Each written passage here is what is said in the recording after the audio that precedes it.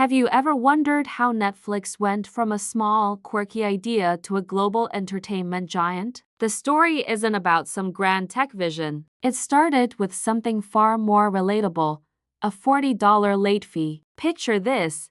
It's the late 1990s. The internet is booming, and startups are promising to change the world. But in a small town in California, a man named Reed Hastings is just angry. He'd returned the movie Apollo 13 late to Blockbuster, and that $40 penalty sparked an idea. What if there were no stores, no due dates, no late fees ever? This was the birth of Netflix. Hastings imagined a world where movies came directly to your mailbox. It sounded crazy at the time. The internet was slow, DVDs were brand new and fragile, and the idea of mailing them across the country seemed impractical, almost laughable. But Hastings, a logical and determined engineer, saw the potential. He teamed up with Mark Randolph, a fellow entrepreneur who shared his passion for data and big, bold thinking. In 1997, they launched Netflix. Their business model was revolutionary in its simplicity: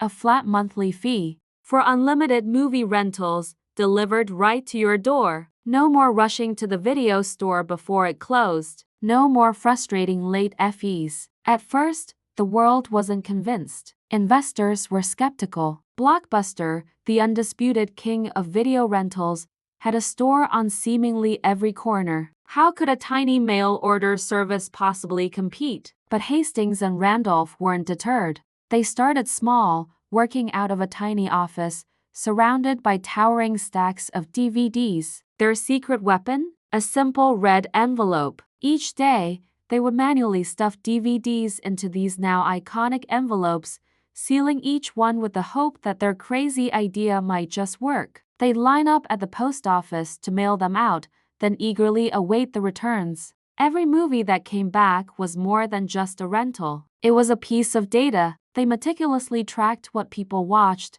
what they loved, and what they wanted to see next. This data revealed a powerful insight. People didn't just want convenience, they craved choice. Blockbuster's physical stores could only stock a limited number of new releases and popular titles. But Netflix, with its online catalog, could offer a virtually endless library. It was a quiet revolution happening in mailboxes across America. For the first time, the viewer, not the store, was in complete control. By the year 2000, Netflix had built a small but fiercely loyal customer base. They loved the service. But behind the scenes, the company was in trouble. The dot-com bubble was bursting, and cash was running out. Investors were scared, and the future looked bleak. Desperate to keep the dream alive, Hastings made a bold, almost unthinkable move. He decided to approach his biggest rival, Blockbuster. He flew to Blockbuster's headquarters in Dallas with a proposition. He offered to sell Netflix to them for $50 million. The idea was that Netflix would become Blockbuster's online arm. They would handle the mail order and streaming side of the business, while Blockbuster continued to dominate the retail space. It seemed like a perfect partnership, a way for Blockbuster to step into the future. The meeting, however, did not go as planned. The Blockbuster executives listened to the pitch, and then they laughed. They openly laughed at the idea. To them, Netflix was a niche, a cute little mail order service that would never seriously challenge their billion-dollar empire. They saw no future in it. They rejected the offer and sent Hastings and Randolph packing. Reed Hastings walked out of that meeting feeling a mix of humiliation and pure, unadulterated determination. They had mocked his company. They had laughed at his vision for the future. That moment of rejection became a turning point. It wasn't just about business anymore. It was personal. While Blockbuster was busy celebrating its dominance, blind to the changes on the horizon, Netflix went back to work. Fueled by that rejection, they doubled down on their strategy. They refined their subscription model, improved their recommendation algorithm, and continued to build their library. They knew something Blockbuster didn't. The world was changing, And the future of entertainment wasn't in physical stores. It was online. The laughter from that boardroom in Dallas would echo through business history as one of the most colossal miscalculations ever made. Blockbuster had the chance to own the future of entertainment for just $50 million, but they were too arrogant to see it. They laughed, and in doing so, they sealed their own fate. Netflix, the company they dismissed as a joke, quietly went on to build the very future that Blockbuster. Netflix returned to its small California office, broke and bruised, yet somehow more alive than ever. Hastings told his team, "Someday, they'll wish they bought us," still, wishing wouldn't pay the bills. Netflix was burning cash fast. The dot-com crash hit, investors disappeared, and even loyal subscribers started canceling their plans. Inside the office, morale was collapsing. They had bet everything on a dream that seemed doomed. Then, out of nowhere, a new idea.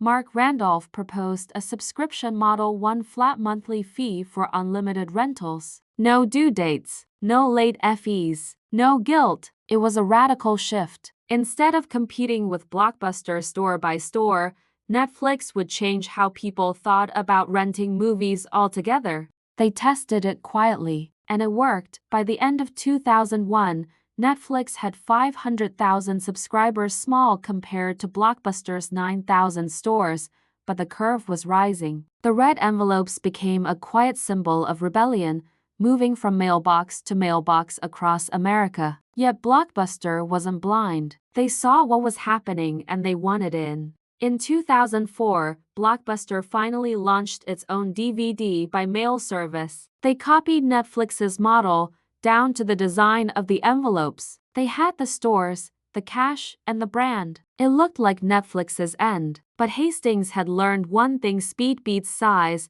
Netflix had built an algorithm, one that could predict what users might want to watch next. They called it Cinematch. It wasn't perfect, but it was powerful. While Blockbuster relied on store managers and marketing, Netflix relied on data, the invisible power of human behavior. Every click, every rating, every search, it was all feeding a machine that learned faster than anyone else. Blockbuster tried to catch up, but they were too slow. Their leadership was split. Their business model still tied to late fees, the very thing customers hated most. And then came the final blow: streaming. In the mid-2000s, broadband internet started spreading. Suddenly, the idea of instant movies wasn't science fiction anymore. Netflix saw it first. While everyone else was focused on DVDs, Hastings began pouring resources into an online platform bet that almost everyone thought was insane. Even inside Netflix, some employees doubted it. Streaming technology was new, expensive, unreliable. But Hastings believed, this isn't about DVDs. This is about freedom. He knew the future wasn't in the mailbox, it was in the cloud. So, while Blockbuster was still sending discs, Netflix was already preparing to make them obsolete. The fight wasn't over, but the battlefield had changed forever. By 2010, Netflix had done the impossible. It survived the dot-com crash. It outlasted Blockbuster's counterattack. And it was finally profitable. The little red envelope had become a household symbol of convenience and innovation. Wall Street praised Netflix as the future of entertainment. Investors poured in. Subscribers doubled, then doubled again. But success can be the most dangerous moment of all. Inside Netflix, a new debate began. Was it time to abandon DVDs entirely? Streaming was still slow and glitchy. Many homes didn't have fast internet. Yet Hastings couldn't ignore the trend. People wanted instant access, not shipping times. So, in 2011, he made one of the riskiest moves in corporate history. Netflix would split into two companies, one for streaming still called Netflix, and one for DVD rentals renamed Quickster. The decision was meant to push Netflix into the future, but to customers, it felt like betrayal. Prices suddenly went up. Two separate subscriptions were now required. People were confused, angry, and loud about it. Social media exploded with rage. Netflix's stock price plunged nearly 80% in just a few months. Almost 1 million subscribers canceled their accounts, For the first time in years, Reed Hastings looked like he might have destroyed his own company. Inside the office, panic spread. Employees whispered, "Maybe this time, we really went too far." Hastings admitted it publicly. "We messed up." He canceled Quickster, apologized to customers, and promised to learn from the mistake. But behind the scenes, he was still betting everything on one thing: streaming. Even as the stock collapsed, he pushed forward. He knew the DVD business was dying. The only way out was through. So Netflix began to reinvent itself again. They started investing in technology, redesigning their interface, improving recommendations, and preparing something radical: original content. It was an insane idea at the time. Netflix had always licensed movies from Hollywood studios. Now it wanted to become a studio itself. Many executives in the film industry laughed. Who would watch a show made by a DVD company? They sneered. But Hastings had seen what data could do. He knew what people liked when they watched, and even what they might want next. The algorithm whispered a simple truth: people didn't just want content, they wanted control. So in 2013, Netflix launched its first original series, House of Cards. No weekly schedule, no ads. Every episode dropped on the same day. It was a revolution. Within weeks, House of Cards became a cultural phenomenon. People binge-watched entire seasons overnight. The word binge itself became part of pop culture because of Netflix. The company's reputation flipped almost overnight, from near collapse to cultural dominance. Investors returned, subscribers soared, and Reed Hastings' boldest gamble, the one that nearly destroyed him, had finally paid off. But behind the celebration, he knew something deeper. This was not the end of the fight. It was just the beginning of a new war, one for the future of television itself. When House of Cards exploded in 2013, Netflix didn't just change how people watched television, it changed what television was.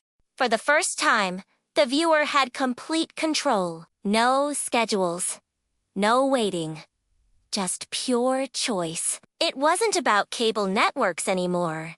It wasn't even about Hollywood studios. The power had shifted from broadcasters to a streaming platform born from a $40 late fee. The red envelope was gone, but the dream behind it had evolved. Now, instead of mailing discs, Netflix was streaming stories into every living room on Earth. Hastings saw the future and moved faster than anyone else. While competitors laughed or hesitated, Netflix went global, expanding into Europe, Asia, Latin America, and beyond. They built servers across continents, invested billions in original content, and developed new algorithms that could recommend shows to millions of people in different languages. In 2016, they launched worldwide. In one moment, Netflix became a global entertainment empire.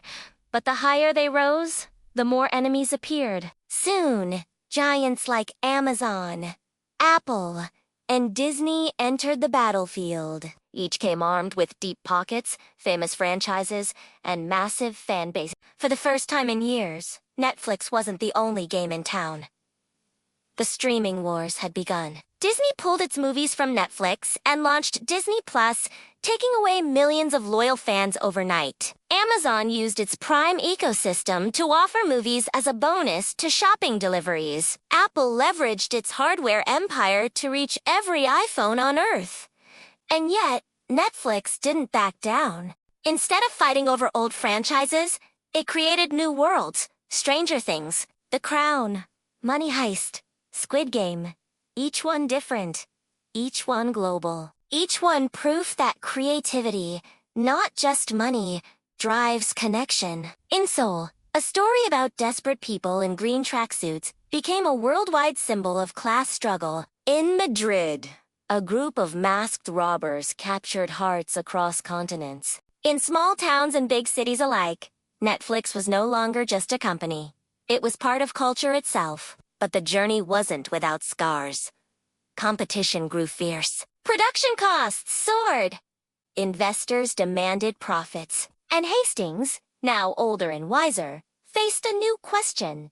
Could Netflix keep growing forever? He once said, Our biggest fear isn't competition, it's complacency. Even as the market shifted, that same rebellious energy from the early days remained. The spirit that started with one angry man and a $40 late fee still burned in every algorithm, every show, every decision. Netflix had reinvented itself again and again, from DVDs to streaming, from near-death to dominance. And in the end, that's what defined it. Not technology. Not content, but resilience. Because Netflix isn't just the story of a company. It's the story of what happens when you refuse to give up, when every no becomes motivation, and every failure becomes fuel. From red envelopes to red screens, Netflix built not just an empire, but a revolution. One that changed the way the world watches stories. And it all started with a man who hated late fees. Thank you so much for watching. If you enjoyed this story, don't forget to hit that like button, subscribe to the channel, and ring the bell so you never miss another video. Let me know in the comments what you think about this incredible piece of business history.